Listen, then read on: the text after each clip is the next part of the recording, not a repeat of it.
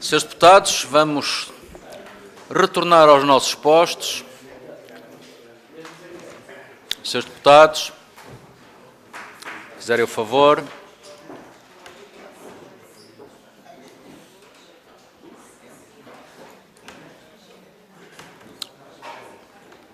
Podemos começar então, senhores deputados. Estava a dizer há bocado, tem ali uma caixinha de Turkish Delight, para quem quiser servir-se, que foi o Sr. Embaixador Turco que nos trouxe na semana passada e guardamos para aqui, como é evidente.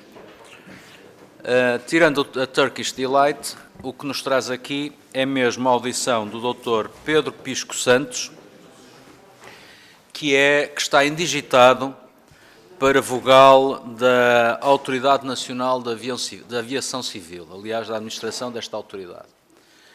O Sr. vai fazer uma intervenção inicial, já me deu nota disso, e depois seguimos à parte das perguntas e das respostas, portanto vamos ter a oportunidade de ouvir a intervenção inicial do Dr. Pedro Pisco Santos. É só ligar o microfone. Faz favor, Sr. Muito obrigado, Sr. Presidente. Sr. Presidente da 6ª Comissão Parlamentar, Deputado Miguel Santos, Senhoras e Senhores Deputados, muito bom dia. Antes de mais, gostaria de agradecer e cumprimentar todos os membros desta Comissão e de agradecer a oportunidade que me é dada no âmbito da presente audição parlamentar. Entendo que esta audição se reveste da maior importância, não só pela possibilidade de apresentar a minha motivação e a minha experiência profissional no setor da aviação civil, mas também de avaliar o compromisso que mantenho com a ANAC e a visão do regulador para o futuro. Nesta breve apresentação, procurarei dar resposta a 3 questões. Quanto à minha motivação para integrar o Conselho de Administração, é com muito gosto e com enorme honra que estou aqui hoje nesta audição para vogal do Conselho de Administração. Aceitei o desafio que me foi colocado e sinto-me preparado e motivado para contribuir para o desenvolvimento sustentável do setor e para reforçar o papel da ANAC. E será um privilégio trabalhar com uma equipa do Conselho de Administração que possui valências técnicas no domínio da aviação civil, designadamente na regulação, engenharia e gestão, pelo que a minha nomeação para o Conselho de Administração trará a complementaridade necessária, designadamente na área jurídica, cumpre o regime aplicável aos reguladores, não tendo quaisquer incompatibilidades ou impedimentos para o exercício do cargo, que, caso assim seja entendido, exercerei com isenção, transparência, compromisso e competência. Trabalho na ANAC há 19 anos e estou ciente do desafio e da responsabilidade que constitui ser membro do Conselho, num contexto em que se colocam diversos desafios à aviação, tanto do ponto de vista internacional, europeu e nacional, designadamente no que se refere à Green Aviation, à transição digital, à evolução tecnológica, às questões de air mobility com os drones e o futuro do mercado de trabalho na aviação. Tendo em conta estes pontos estratégicos, o regulador tem que assumir um papel de promotor do desenvolvimento económico, social e tecnológico, seja na aviação comercial, seja na aviação geral, mas em simultâneo deve garantir a todo o tempo o cumprimento dos requisitos de safety e de security. Por outro lado, o regulador deve garantir a concorrência do setor, mantendo um diálogo permanente com os parceiros sociais e associações e regulados, de forma a garantir que a atuação protege direitos e interesses legítimos dos consumidores, dos utilizadores e dos cidadãos em geral. A regulação e a supervisão do setor são as peças-chave para garantir a segurança da aviação, mas a ANAC, enquanto regulador, tem um papel fundamental para criar as sinergias necessárias e essenciais para garantir que todas as atividades aeronáuticas são possíveis de ser desenvolvidas em Portugal. E qual o meu contributo para o Conselho de Administração? Ao longo da minha carreira tenho desempenhado funções e cargos na ANAC que me permitiram ter uma visão relativamente completa da organização e das suas alterações ao longo do tempo, os seus pontos fortes, fracos e desafios, e também ter uma experiência profissional na vertente jurídica. E como tudo na vida, há sempre uma componente jurídica, tal componente permitiu-me adquirir ao longo de 20 anos um conhecimento transversal, robusto, da dimensão humana, que só posso agradecer pelos desafios lançados no ponto de vista jurídico, da gestão de recursos humanos ou então no apoio na definição das opções estratégicas no âmbito do Conselho de Administração. Por isso, considero um privilégio trabalhar na aviação e, em especial, na ANAC. Finalmente, o terceiro ponto da minha intervenção, qual a visão que tenho para o futuro da ANAC? Tenho presente a missão da ANAC e o objetivo da ANAC, desta autoridade, é promover o desenvolvimento seguro, competitivo e sustentável da aviação. Um propósito que devemos continuar a seguir no quadro da sua missão. É verdade que há uma distância histórica de 80 anos entre a Convenção de Chicago, que lançou as bases da aviação civil, e os desafios que enfrentamos atualmente. O setor da aviação tornou-se mais complexo, mais exigente, mas o espírito da Magna Carta da Aviação permanece intacto, o compromisso inabalável com a segurança.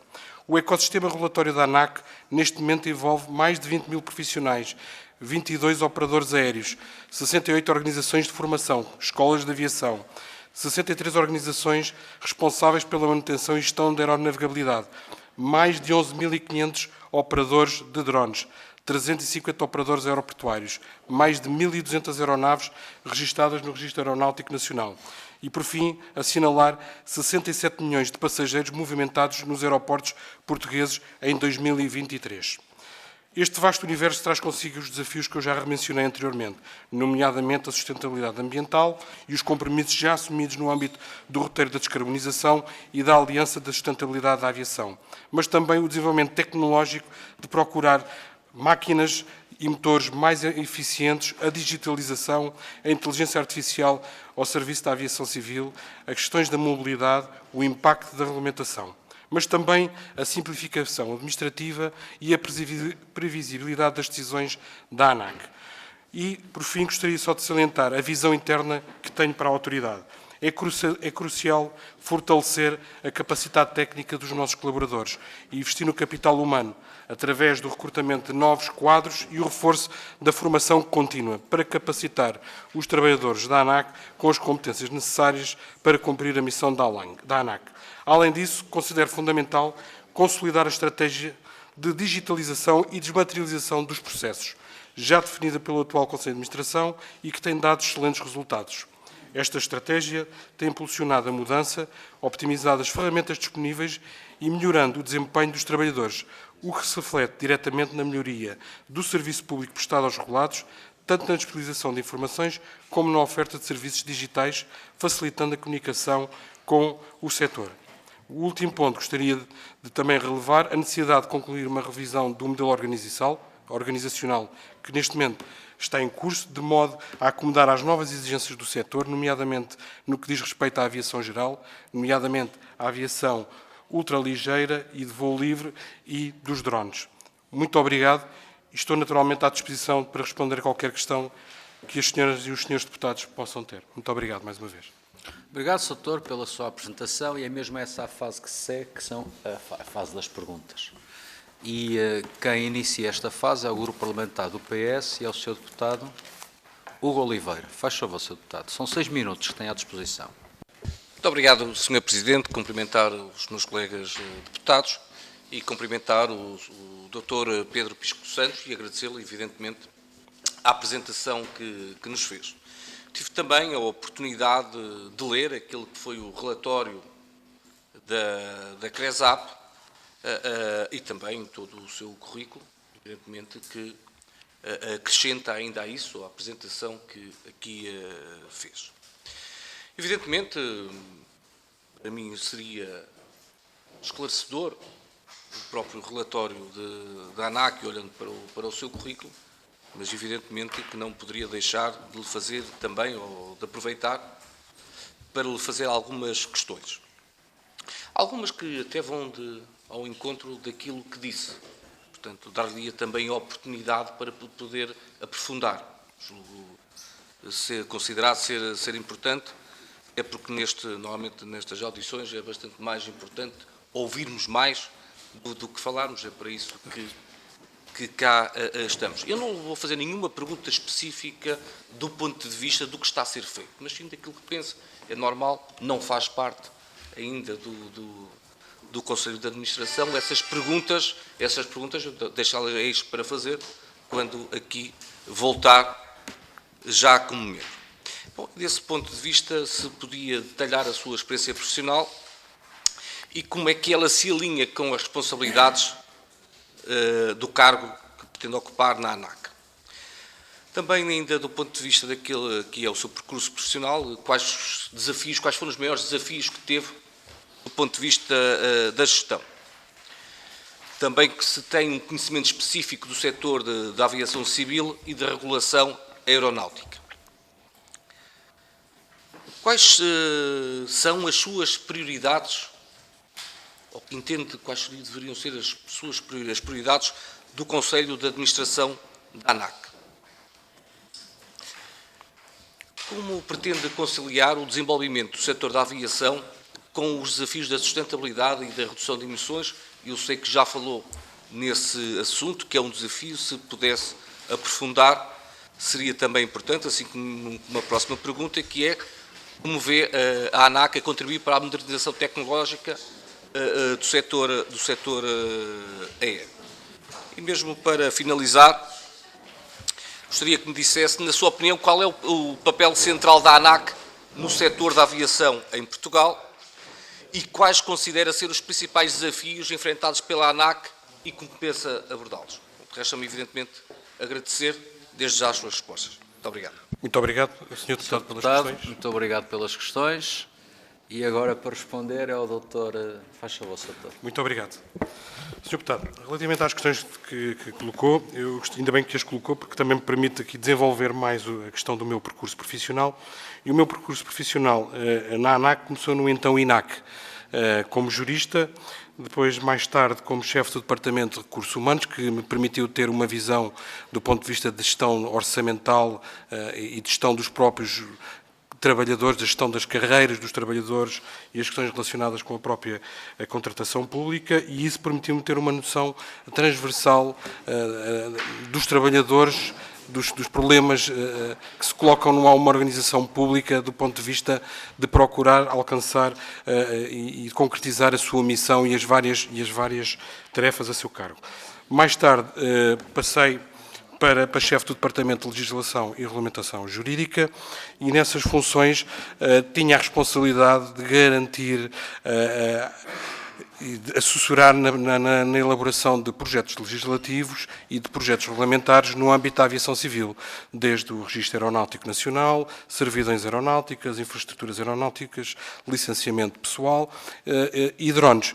E isso foi uma grande vantagem, porque quando se trabalha numa direção jurídica, e sendo a direção jurídica uma unidade transversal, fica-se com uma visão global da casa. Global da casa no sentido que trabalhamos com todas as unidades, sejam unidades de licenciamento pessoal, aeronavegabilidade, operações aéreas, certificação médica, recursos humanos, contratação, e por isso ficamos com uma visão global e dos desafios que se colocam à organização. E por isso foi muito rico, porque me permitiu obter conhecimentos e experiências profissionais, porque a ANAC tem excelentes profissionais e esses profissionais, do ponto de vista da elaboração de projetos legislativos ou regulamentares, implica a criação de equipas multidisciplinares. E essas equipas multidisciplinares envolvem engenheiros, economistas e, por isso, tudo isto, adquiri todo um capital de experiência e de conhecimento e que na aviação civil é aliciante, porque nós estamos sempre a aprender há sempre uma constante mutação. Num dia posso estar a tratar de questões relacionadas com drones, e isso também vou falar aqui. Foi um grande projeto que eu tive, e nós tivemos uma grande equipa de aprovar um regulamento, o primeiro regulamento de drones, mas este percurso profissional até chegar a diretor jurídico foi bastante rico e permitiu-me ter uma visão global, até do ponto de vista da concessão dos serviços públicos aeroportuários, do transporte aéreo, os próprios desafios que foram lançados aos operadores aéreos e às transportadoras aéreas, em especial com a questão da pandemia, da questão da assistência em escala. Por isso foi bastante enriquecedor e sinto-me capacitado para, numa lógica de complementaridade, estar no Conselho de Administração e exercer funções de vogal e na definição dos objetivos para a ANAC. Mas foi todo este percurso e todos os contributos que ocorreram durante estes quase 20 anos que me deram um know-how para estar aqui hoje presente aqui nesta audição. Os maiores desafios, Sr. Deputado, um dos maiores desafios, há dois. Tem a ver com a questão da sustentabilidade ambiental, das questões ambientais que cada vez mais pressionam a aviação civil. E a aviação civil, não só do ponto de vista nacional, europeu, mas também do ponto de vista internacional, está empenhada na redução da emissão da taxa do CO2.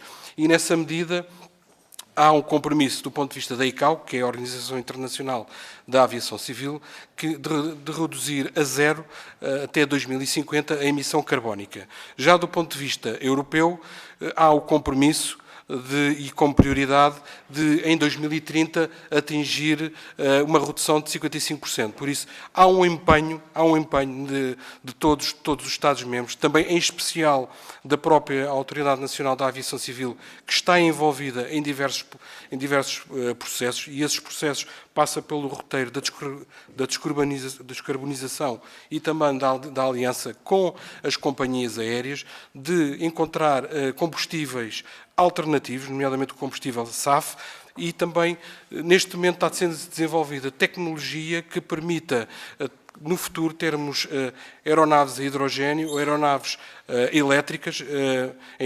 Antes do final, até chegar a 2030, é possível que sejam certificadas aeronaves elétricas, mas ainda de aeronaves pequenas, mas o futuro e a tecnologia também temos que dar tempo à tecnologia para desenvolver ter o know-how e conseguir consolidar e conseguir introduzir no mercado equipamentos devidamente certificados e confiram a segurança necessária. Qual é o papel que nós podemos ter em termos de tecnologia? Basicamente, a ANAC tem que ser o promotor também de conseguir fazer chegar aos operadores e aos seus regulados todo o know-how que é discutido nos diversos fóruns internacionais, sejam na ICAO, seja no Eurocontrol, seja na EASA, de forma a existir uma convergência do conhecimento e uma partilha desse capital de conhecimento em prol da aviação, sejam das empresas, como também sejam dos profissionais do setor.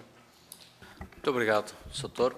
Vamos passar às questões do Grupo Parlamentar do PSD. É o Sr. Deputado Paulo Muniz. Faz favor, Sr. Deputado. Muito obrigado, Sr. Presidente. Cumprimento as senhoras e os senhores deputados e, em particular, ao Dr. Pedro Pisco dos Santos, a quem agradeço a sua intervenção inicial. Quanto ao seu currículo, eu gostaria de deixar a nota que, de facto, ele espelha um conhecimento aprofundado da instituição, da ANAC, por fruto da sua relação profissional em várias funções, como teve a oportunidade, de resto, de já elucidar a Comissão na sua intervenção inicial. E isto coloca-nos num patamar diferente, a nossa intervenção, face a um potencial indigitado que, naturalmente, conhecesse melhor, em profundidade, a organização, este sector e, portanto, as questões que nós vamos colocar são um pouco mais focadas no sector em si e na atividade da ANAC. Uma primeira questão tem a ver com o facto das entidades reguladoras serem também um parceiro e terem um papel fundamental naquilo que é a competitividade do país e do sector onde atuam e, por isso, têm uma relevância muito grande que extravasa a missão estritamente fiscalizadora da dimensão da regulação do setor. Já em relação à sustentabilidade ambiental, de facto o desafio com que também a aviação civil está confrontada e a obrigatoriedade de cumprir o desafio, o desidrato europeu do Pacto Ecológico do 50 to 55, portanto até 2030 nós temos 55% de redução nas emissões de gases poluidores de gases de carbono e, portanto, perceber aí um pouco o que é a visão que tem o regulador do sector e qual é o equilíbrio entre a competitividade e a capacidade dos operadores e das empresas de aviação, em particular, acompanharem estas necessidades de adaptação a estes requisitos. Eu não o ouvi mencionar na sua intervenção algo que eu confesso estava na expectativa que o fizesse no quadro da transformação digital do sector, que tem a ver com introduzir a inteligência artificial naquilo que é a supervisão do risco e da performance dos vários operadores. De facto, se há algo que a ANAC transparece para a opinião pública, para o país, é a confiança pública que depositamos na sua capacidade de supervisão da segurança do setor aeronáutico. Como sabe, é para nós, quer do ponto de vista prático e da percepção do utilizador, talvez o elemento fundamental deste setor. E aí julgamos nós que é momento da própria ANAC liderar a tal inovação tecnológica e trazer a inteligência artificial como um auxílio absolutamente central naquilo que é a previsão, a prevenção e a análise crítica das recomendações em matéria de reforço de segurança e prevenção contra acidentes.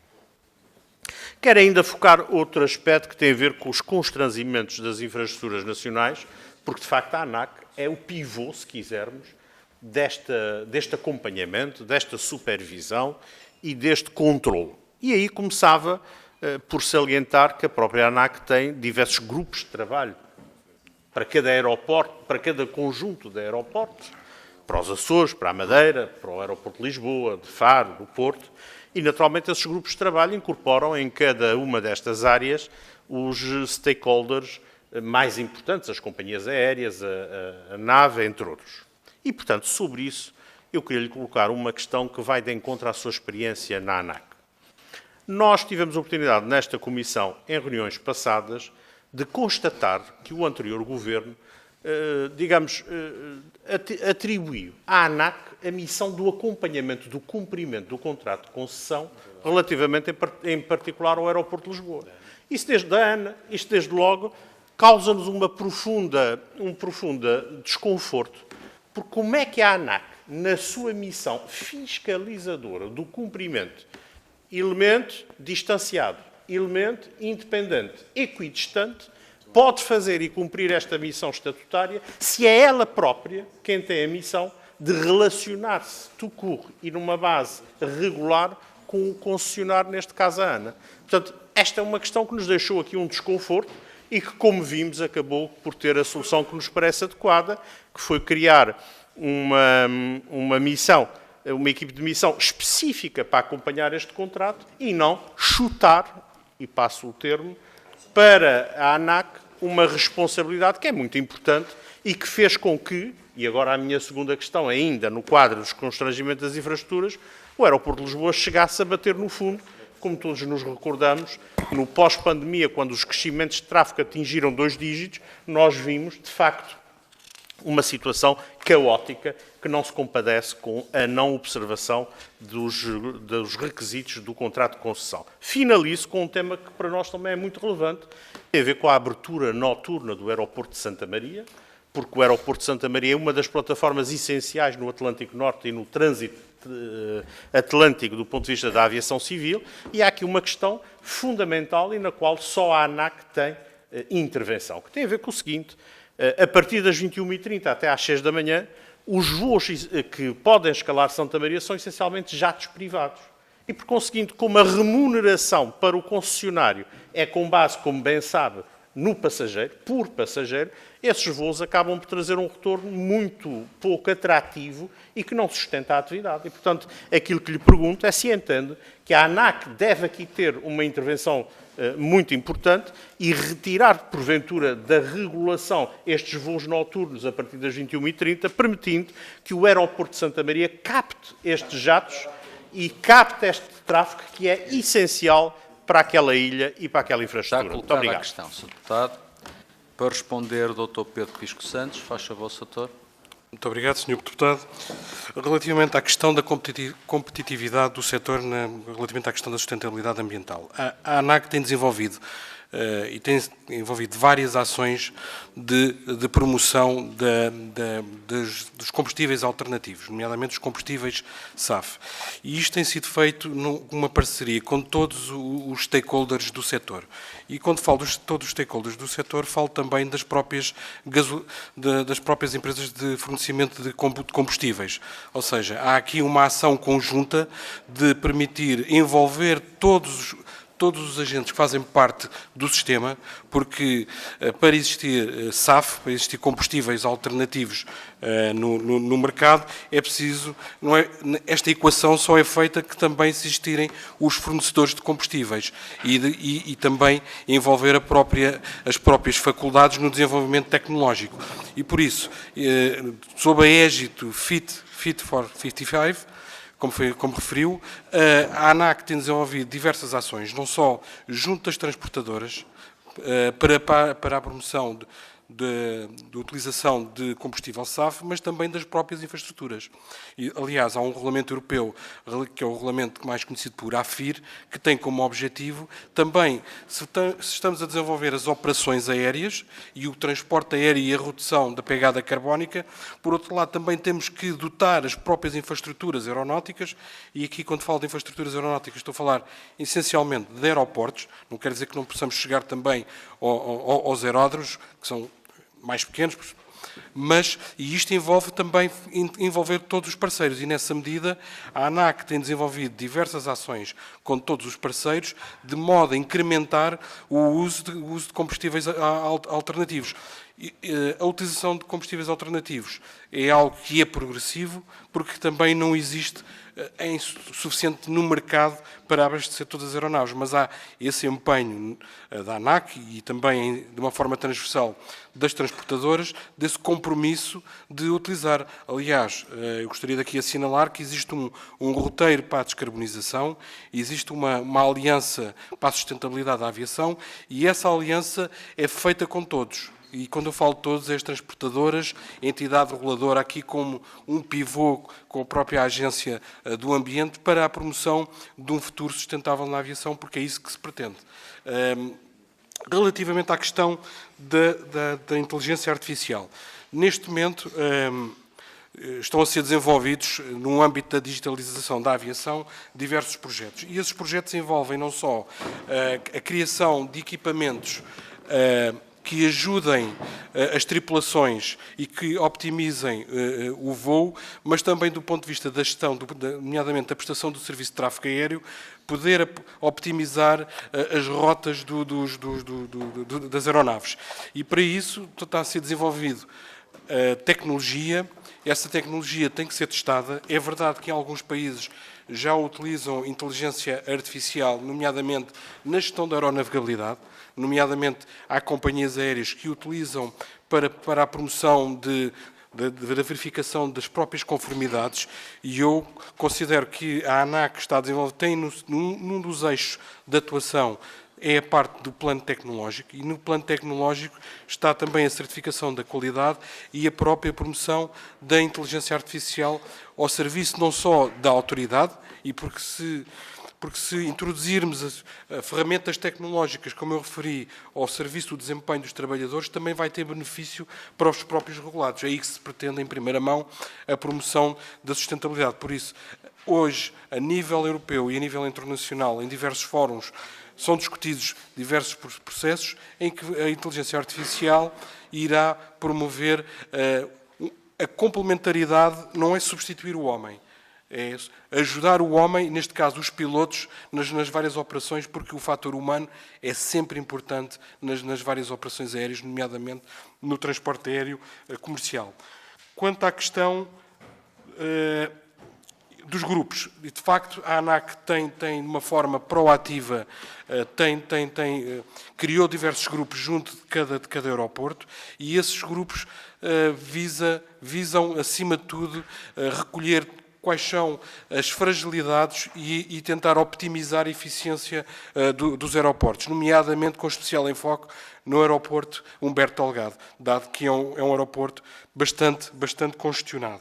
Relativamente à questão do contrato de concessão, de facto, ao abrigo de uma norma do Estatuto da ANAC, o Governo determinou que a ANAC acompanhasse a gestão do contrato de concessão. Isso ocorreu até ao final de 2021 e, de facto, foi um exercício difícil, mas a própria ANAC conseguiu dotar da chamada Chinese Walls, de permitir quem está na parte da regulação não está na parte da gestão do contrato de concessão. Tal situação foi apontada pelo menos em 2 auditorias do Tribunal de Contas, e nesse momento essa questão já foi dissipada. A ANAC apenas se dedica à questão da regulação e de acompanhamento das matérias regulatórias, das taxas aeroportuárias e da própria certificação e das infraestruturas. E, neste momento, compete ao Instituto da Mobilidade e dos Transportes, o IMT, assegurar e coadjuvar o Governo na qualidade de concedente na gestão no contrato de concessão. Eu julgo que percorri... Doutor, chegamos agora ao tempo que estava neste momento, mas vai ter a oportunidade para responder, quanto mais não seja no final, quando fizer a conclusão, que é para podermos manter a rotatividade das perguntas, porque neste momento é o Grupo Parlamentar do Chega que vai colocar as questões e é o Sr. Deputado Filipe Melo. Faz favor, Sr. Deputado. Muito obrigado, Sr. Presidente. Cumprimento os Srs. Deputados, o Dr. Pedro Santos.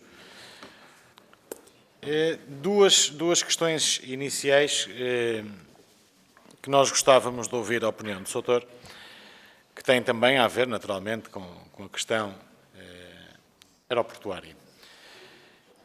E eu pergunto-lhe qual a opinião do Sr. Doutor em relação à escolha do Governo ter recaído em Alcochete. Isto porquê? A Comissão Técnica Independente estimou para 2050 um valor de 142 milhões de passageiros ano, para justificar a escolha em Alcochete.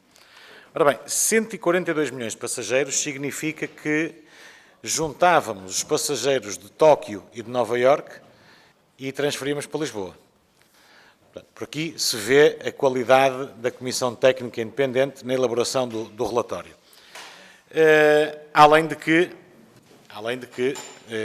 a análise económica e financeira foi feita sem que os especialistas, chamemos-lhe assim, tivessem analisado o impacto de outras infraestruturas, como a terceira travessia sobre o Tejo, a alta velocidade. Bom, foi tudo feito à moda socialista e o estranho é que este governo da AD aceitou aquilo como se fosse bom. Portanto, eu pergunto-lhe qual a sua opinião em relação a Alcochete. Justifica Alcochete, sim ou não? Ponto número 2. Será que vamos continuar a pensar em cometer um crime, e o Sr. Doutor é jurista, pode perfeitamente pronunciar sobre esta matéria, o crime de acabar com a Portela? Isso será para quê? Será para servir a alguns interesses imobiliários naquele terreno? Deixo esta questão.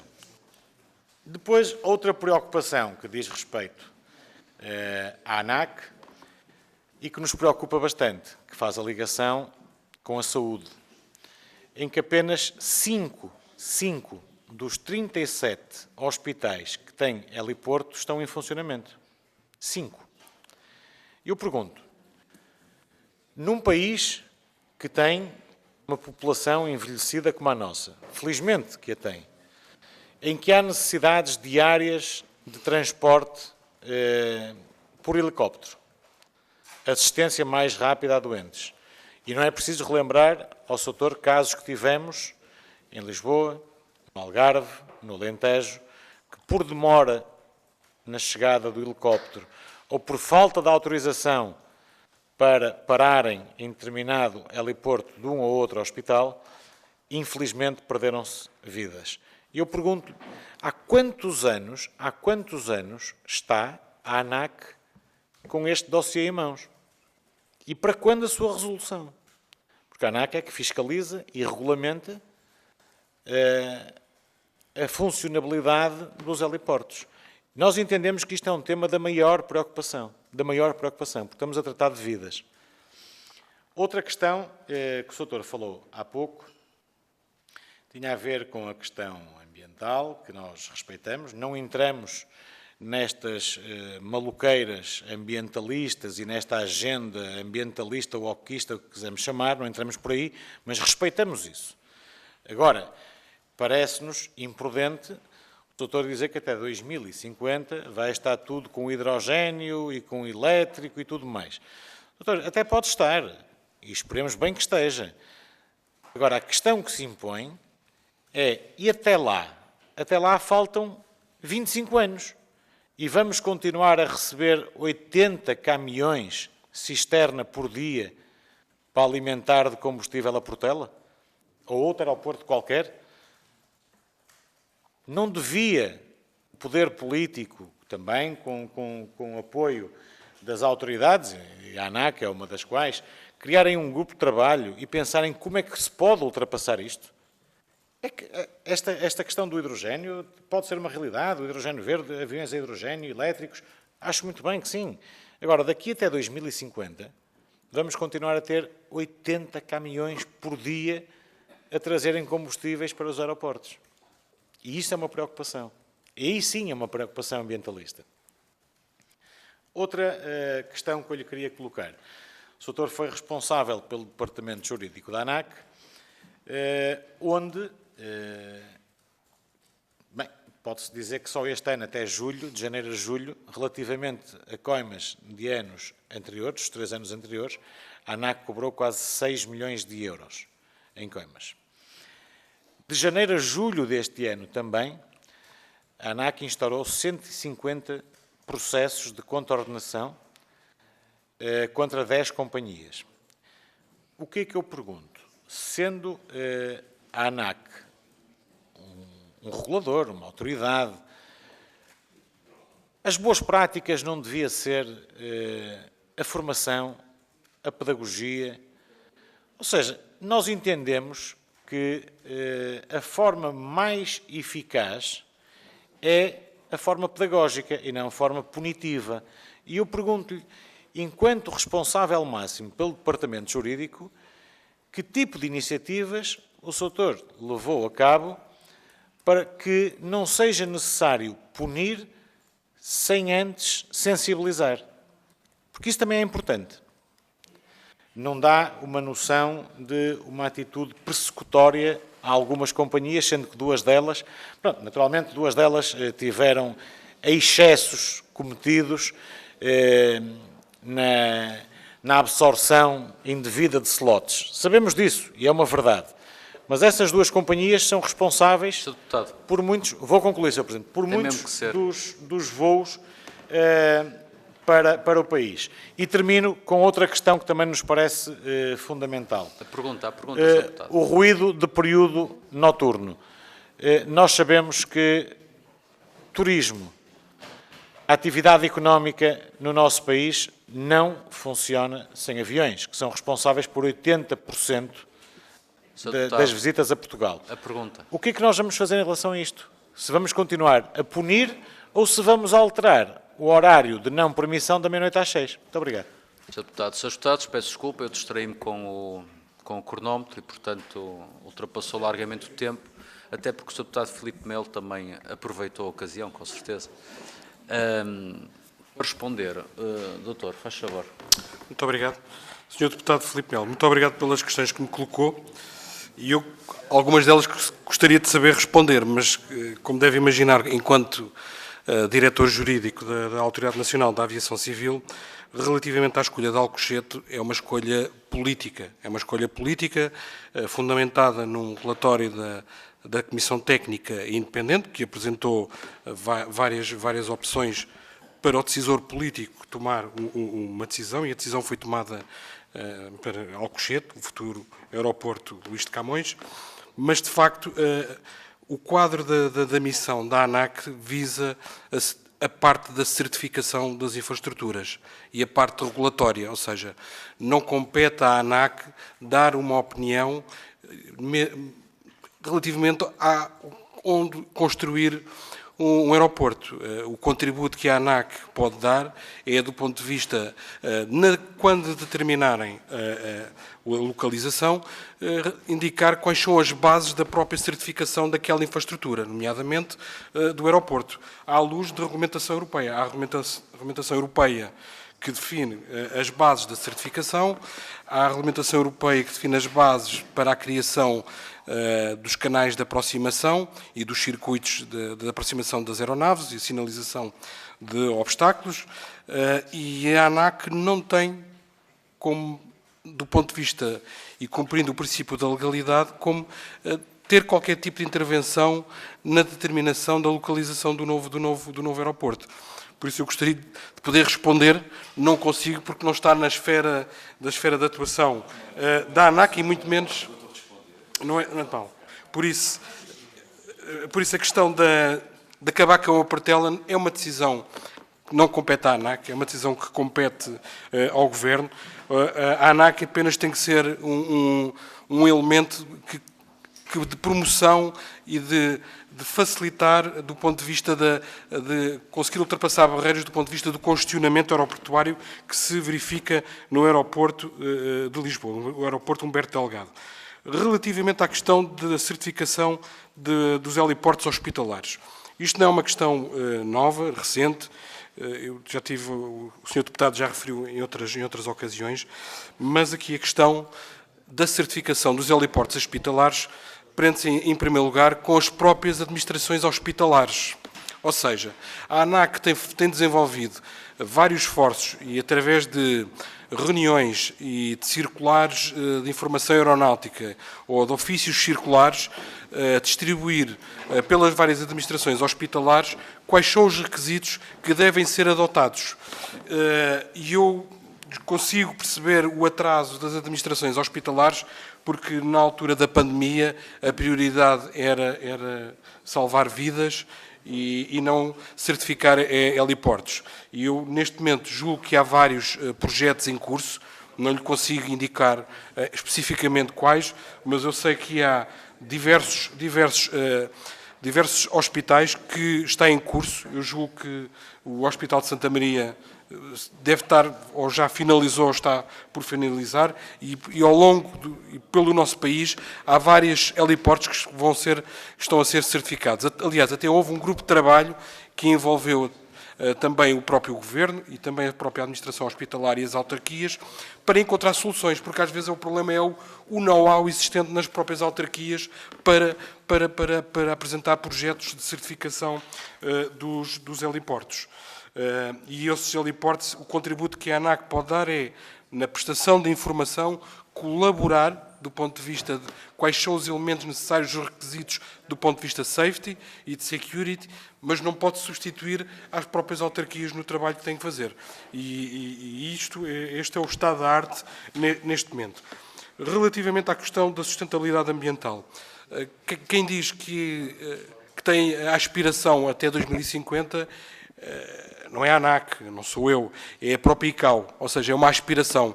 Nós sabemos que nós não controlamos tudo na vida, há guerras, há crises, mas há uma aspiração a nível global de alcançarmos em 2050 zero emissões de carbono. Mas eu gostaria mais de falar dos vários projetos a nível da União Europeia que estão a ser desenvolvidos. Há um consórcio público e privado que é o Clean Aviation, e nesse Clean Aviation há um consórcio que estão a ser desenvolvidos e testados tecnologias que permitam combustíveis alternativos, nomeadamente até combustíveis sintéticos, que permitam substituir os combustíveis fósseis. Por último, relativamente à questão das contornações, aquilo que eu lhes posso dizer é que quem anda no setor há muito tempo, e as companhias aéreas têm uma noção do que é um planeamento de uma operação e de um voo, têm a noção, e isso já foi, não consigo concretizar, mas as transportadoras têm a noção que há slots. E porquê que há slots? Porque as infraestruturas, neste caso os aeroportos, são infraestruturas congestionadas, seja em Portugal, seja como no resto da Europa. E a questão que a ANAC está vinculada é ao princípio da legalidade. Ou seja, a ANAC, por mais que possa promover, e já promoveu, a divulgação de ações de promoção do cumprimento das faixas horárias, porque isso tem impacto na população. Estamos a falar, acima de tudo, em em 90% dos casos de violação de slots noturnos, a ANAC está vinculada ao princípio da legalidade. A partir do momento que a Direção de Coordenação de Slots reporta à ANAC as infrações dos slots noturnos, a ANAC só tem uma coisa a fazer, é abrir processos de contornação. À luz do regime jurídico, há situações que justificam e isentam a culpabilidade dos agentes.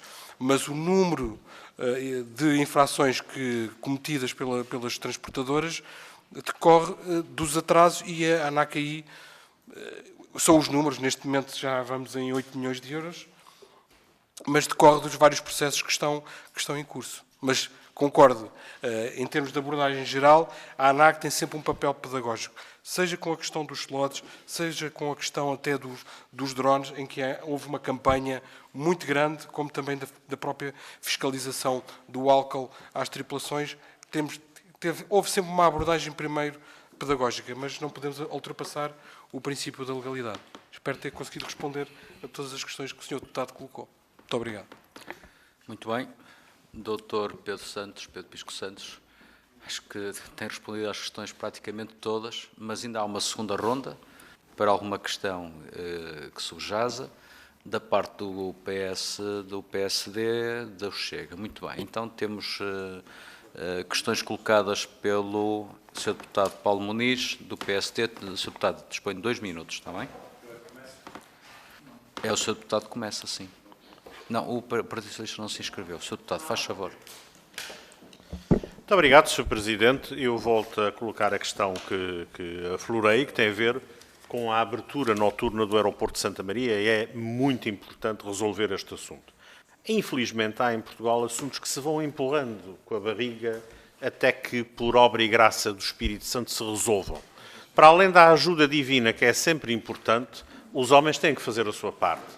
E a pergunta que lhe faço é, concretamente, na abertura do aeroporto noturno do aeroporto de Santa Maria, há uma questão fundamental. A partir das 21h, o período noturno é aí que os jatos privados e a aviação privada e não aquela comercial de passageiros pode ter importância para que o aeroporto preste esse serviço. E há aqui um problema da pescadinha de rabo na boca. Se nós não conseguimos abrir o aeroporto neste período noturno, naturalmente sem prejuízos para o concessionário e para os serviços, mas se não conseguirmos publicitar que ele está aberto, as companhias aéreas não inscrevem esta possibilidade nos seus planos de voo e ele nunca é utilizado. E nós acabamos por perder uma capacidade, que é do país, não é só do aeroporto de Santa Maria, de oferecer um ponto estratégico no Atlântico para serviços de reabastecimento e apoio, porque não há a coragem de olhar para esse tema e entender que, porventura, a partir das 21h e até às 6 da manhã, o modelo regulado de retribuir o custeio, se quiser, desta operação tem que ser abandonado. Isto é, aquele modelo em que se vai cobrar ao operador com base no número de passageiros tem que ser abandonado e temos que encontrar uma solução talvez semelhante aos voos cargueiros, em que há um cobrar do serviço que torna rentável a operação, porque, de facto, se ela não for rentável e se nós não criarmos condições para ser rentável, ele não se vai manter aberto de forma perene como nós queremos. Isso não é um favor. Isto é criar condições, é sermos inteligentes, dar competitividade e dar uma oportunidade para que o aeroporto de Santa Maria continue a ser, como foi ao longo do século XX, um ponto de referência de apoio no Atlântico Norte. Muito obrigado. Sr. Deputado Filipe Melo, faz favor. Muito obrigado, Sr. Presidente. E começo por agradecer ao Dr. Pedro Pisco Santos as respostas que deu e da mesma forma que nós somos críticos quando colocamos as questões que não nos são respondidas por serem inconvenientes ou porque não querem, também devemos elogiar quando as mesmas o são, e foi este o caso, e agradeço ao Sr. as respostas prontas que deu na primeira ronda. Mas o Sr. disse duas coisas que eu gostava de repescar. A questão da escolha do aeroporto de Alcochete é uma decisão política, é verdade, e também seria embaraçoso para o Sr. fazer uma crítica ao governo do seu partido. Naturalmente, também não lhe ficaria bem. E eu percebo o porquê. E diz que, após o relatório da CTI, o Sr. como uma pessoa experimentada que é na área da aviação, certamente não precisa de perder muito tempo para perceber que aquele relatório que é uma farsa. E não tenho medo da expressão, é uma farsa. É um relatório encomendado. Até porque para a localização do novo aeroporto, há duas entidades que, na nossa opinião, deviam fazer parte do grupo de trabalho. Deviam acompanhar a CTI. E uma delas é precisamente a ANAC. E a outra é a Ordem dos Engenheiros. E nenhuma nem outra o foram. E todos nós sabemos as limitações que tem aquele terreno em Alcochete. Não só pelo terreno em si, mas como envolvente. Todos nós sabemos. E o Sr. Doutor saberá isso ainda melhor do que nós. E agora eu pergunto, como é que uma autoridade, como é o caso da ANAC, que tem que fazer a certificação das infraestruturas aeroportuárias, que faz a parte regulatória dessas mesmas infraestruturas, não é chamada a participar num estudo de uma obra tão decisiva como esta? Muito obrigado. Muito bem, Sr. Deputado Filipe Melo. Então, Sr. Doutor, agora, para responder, tem 4 minutos disponíveis e depois, para concluir, porque fecharemos a nossa audição com as suas respostas. Faz favor, Sr. Doutor. Muito bem. Sr. Deputado Paulo Muniz, relativamente à questão, eu peço desculpa não ter tido tempo de responder, e ainda bem que falou de Santa Maria, porque Santa Maria, neste momento, é um dos polos até para lançamento das atividades espaciais, e que é algo cada vez mais que parecia algo remoto e cada vez mais é algo também impulsionador da tecnologia e também da combinação da aviação com as atividades espaciais. Em primeira linha, a abertura do aeroporto de Santa Maria no período noturno, eu penso que passa por um diálogo com a entidade concessionária, que explora a infraestrutura. Ou seja, porque a questão das limitações legais, elas podem ser ultrapassadas por uma alteração legislativa que permita a realização de voos noturnos dentro de uma abordagem equilibrada. Mas, como frisou e bem, a questão tem a ver com um diálogo, em primeiro lugar, com a entidade gestora do ponto de vista do equilíbrio da rentabilidade associada à abertura do aeroporto a voos noturnos. E, evidentemente, que também faz parte da equação trazer as próprias operadoras, porque se por sinal soubermos que as transportadoras têm ali, no meio do Atlântico, um local estratégico que possam, porque Santa Maria é uma zona de região de informação do tamanho da Europa, que esse serviço é prestado pela NAV Portugal, por isso temos essa jurisdição, e por isso é um polo estratégico e, efetivamente, pode e bem ser utilizado para as questões dos voos noturnos, nomeadamente a aviação, seja ela executiva, seja ela o transporte aéreo comercial. E por isso eu acho que, em primeiro lugar, passa por este diálogo entre a entidade gestora, o governo regional e as próprias transportadoras para sentir a possibilidade de existir mercado para tal. Por isso, a ANAC não será um impedimento nessa matéria. Pronto. Relativamente à questão colocada pelo Sr. Deputado Filipe Melo, eu li o relatório da CTI também, e relativamente a ele, como deve imaginar, até por questões do dever de reserva do Código de Conduta, a que estou obrigado, eu não me posso pronunciar sobre ele. Não posso pronunciar sobre ele porque, eu volto a referir, a ANAC tem como missão, à luz do Regulamento Europeu 139/2014, que é o Regulamento Europeu, que define a linha de atuação, tanto da ANAC como de quem vai construir, define as bases da certificação. O contributo que a ANAC pode dar, e isso está previsto na legislação europeia, é, antes da própria construção, quem irá construir pode apresentar o projeto, o Master Plan, para as bases da certificação. Agora, é um processo complexo, que vai envolver outras entidades, mas, de facto, tendo em conta que a Comissão Técnica é independente, a participação ativa na CTI da ANAC, isso iria colocar em causa não só a credibilidade da CTI, mas também o próprio papel do regulador no futuro, quando tiver que certificar aquela infraestrutura. Muito obrigado. Dr. Pedro Pisco Santos, Srs. Deputados, Sra. Deputada, penso que foi uma audição muito positiva. Senhoras Deputadas, aliás, penso que foi uma audição muito positiva, claramente com muitas respostas que o Sr. Dr. Pedro Pisco, como indigitado, proporcionou aos seus deputados, meus parabéns. Obrigado. E com isto terminamos esta audição. Temos reunião já de seguida e, portanto, eu sugeria que um intervalo, fazemos um intervalo de 10 minutos, disciplinados.